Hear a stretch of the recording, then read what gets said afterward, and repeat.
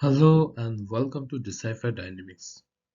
आज के short video हम देखेंगे यूपीएससी सिविल सर्विस प्रीलिम्स 2022 के लिए कुछ इंपॉर्टेंट करंट अफेयर्स। आज हम जनवरी 2021 का पार्ट 3 कवर करेंगे। इसमें द हिंदू में आए हुए कुछ इंपॉर्टेंट पॉइंट्स है जो रिलेवेंट है आपके एग्जामिनेशन के लिए। तो आइए शुरू करते हैं। फर्स्ट न्यूज आसाम से रिलेटेड है। आप यहाँ स्क्रीनशॉट में देख सकते हैं। आसाम इलेक्शन से पहले कुछ ऑटोनोमस स्टेट की डिमांड हुई थी। तो आइए हम देखते हैं कि कॉन्स्टिट्यूशन में इसके क्या प्रोविजन है। Article 244A allows for creation of an autonomous state within Assam in certain tribal areas में। तो यहाँ पर इसका प्रोविजन 22nd कॉन्स्टिट्यूशनल अमेंडमेंट 1969 में एड हुआ है, जो पार्ट 10 ऑफ इंडियन कॉन्स्टिट्यूशन में आता है। तो हम मैप में देखते हैं आसाम। आर्टिकल 244A के साथ में आपको इंडियन कॉन्स्टिट्यूशन का 6th शेड्यूल भी पता होना चाहिए। जनरली प्रीलिम्स में इस टाइप के क्वेश्चन आ सकते हैं। तो आपको स्टेट के नाम आसाम, मेघालय, त्रिपुरा एंड मिजोरम ये पता होना चाहिए। और साथ ही इनके अंदर टोटल 10 ऑटोनोमस काउंसिल हैं। आप देख सकते हैं, जैसे आसाम की देख लेते हैं, Dima Hasao, Karbi Anglong and Bodoland. Similarly Meghalaya, Khasi hills autonomous district council, Jaintia hill, Garo hills. Mizoram की Chakma autonomous, Lai autonomous and Mara autonomous. And Tripura का Tripura tribal areas autonomous district council. Next topic related है आर्ट एंड कल्चर से। यहाँ पर आप देख सकते हैं अनुभव मंडपा की बात हुई है। तो प्रीलिम्स पॉइंट ऑफ व्यू से कुछ टर्म्स इंपॉर्टेंट होती हैं जो एग्जामिनेशन में डायरेक्ट आ सकती है। तो आपको याद रखना है अनुभव मंडपा किससे रिलेटेड है। 12th सेंचुरी के great philosopher, social reformer and Kannada poet Basavanna. First point. Second आपको याद रखना है, इसमें मेंशन है दसोहा भवना। इसका मीनिंग होता है डाइनिंग हॉल।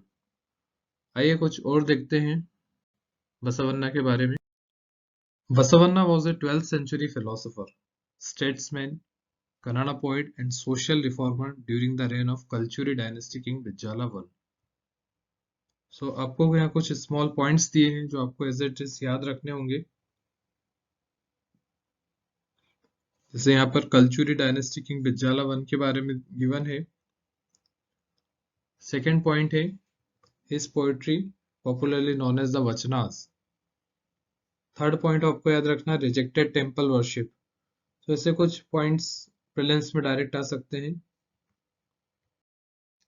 नेक्स्ट टॉपिक पंचायती राज से रिलेटेड है, जिसमें reservation of seats in panchayat इसकी बात हुई थी। हरियाणा में रिजर्वेशन से रिलेटेड एक एक्ट पास हुआ था, उसकी कंट्रोवर्सी के कारण ये न्यूज में रहा था। तो एग्जामिनेशन पॉइंट ऑफ व्यू से हमारे लिए जो इंपॉर्टेंट है वो देखते हैं। आर्टिकल 243 क्लॉज डी, इसमें किसकी बात हुई है, reservation of seats in panchayat की। इसको हम देख लेते हैं डिटेल में। इसमें बात हुई है seats shall be reserve for scheduled caste and scheduled tribe, इन दोनों की बात हुई है। साथ ही साथ सेकंड पॉइंट में दिया हुआ है not less than 1/3 of the total number of seats reserved under clause 1 shall be reserved for women belongs to scheduled caste or as may be scheduled tribe। तो यहाँ पर women रिजर्वेशन की बात हुई है, स्पेशली फॉर एससी और ST के बारे में। सो ओवरऑल ये है कि 1/3 रिजर्वेशन तो है, उसके साथ ही जो रिमेनिंग सीट रहती है वहां भी विमेन पार्टिसिपेट कर सकते हैं इलेक्शन में।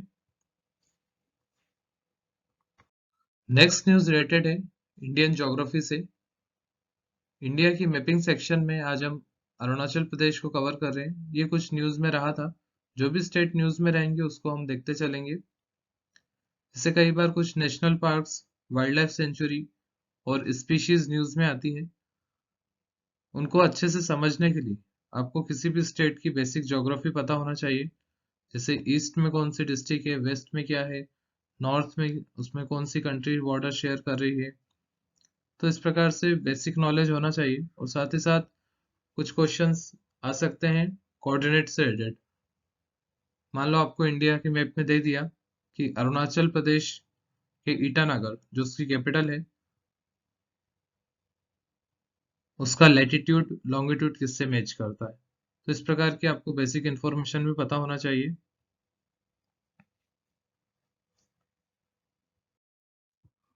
नेक्स्ट हम देखते हैं कुछ अरुणाचल प्रदेश के प्रोटेक्टेड एरियाज में, जैसे इंपॉर्टेंट यहाँ पर कुछ नेशनल पार्क, टाइगर रिजर्व और वाइल्ड लाइफ सेंचुरी दी गई, ये आपको याद करने होंगे।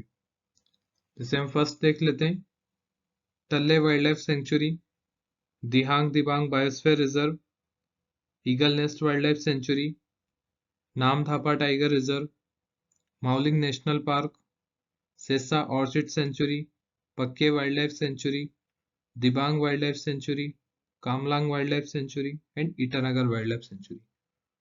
सो आप इसको मैप को देखिए और इनको लोकेट कीजिए।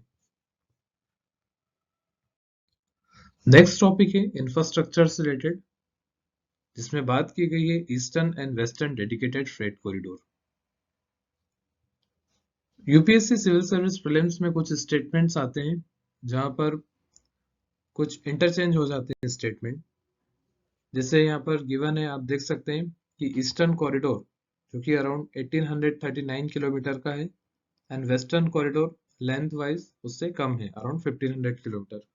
तो ये आपको एग्जैक्ट पता होना चाहिए कि दोनों में से बड़ा कौन सा है, किसकी लेंथ ज्यादा है। और बाकी इंफॉर्मेशन आप देख सकते हैं मैप में कि कहाँ कहाँ से पास होता है।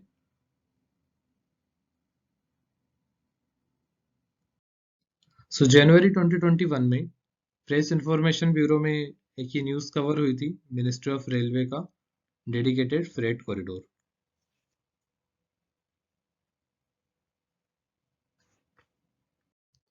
नेक्स्ट टॉपिक और आज का लास्ट टॉपिक है वर्ल्ड फूड प्राइस इंडेक्स।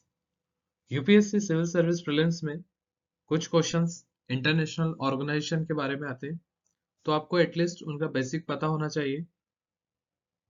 जैसे यहाँ पर गिवन है, द हिंदू में न्यूज कवर हुई थी world food price index related. So कौन पब्लिश करता है ये?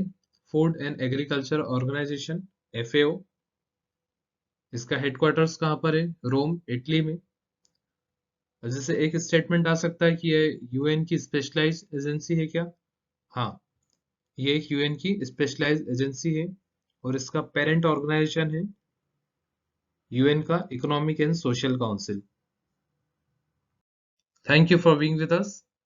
You can subscribe our channel decipher dynamics. PDF के लिए आप टेलीग्राम से डाउनलोड कर सकते हैं। साथ में आपको डेली न्यूज़पेपर भी यहाँ पर प्रोवाइड किए जाते हैं। यहाँ लिंक मैं आपको शेयर कर रहा हूँ।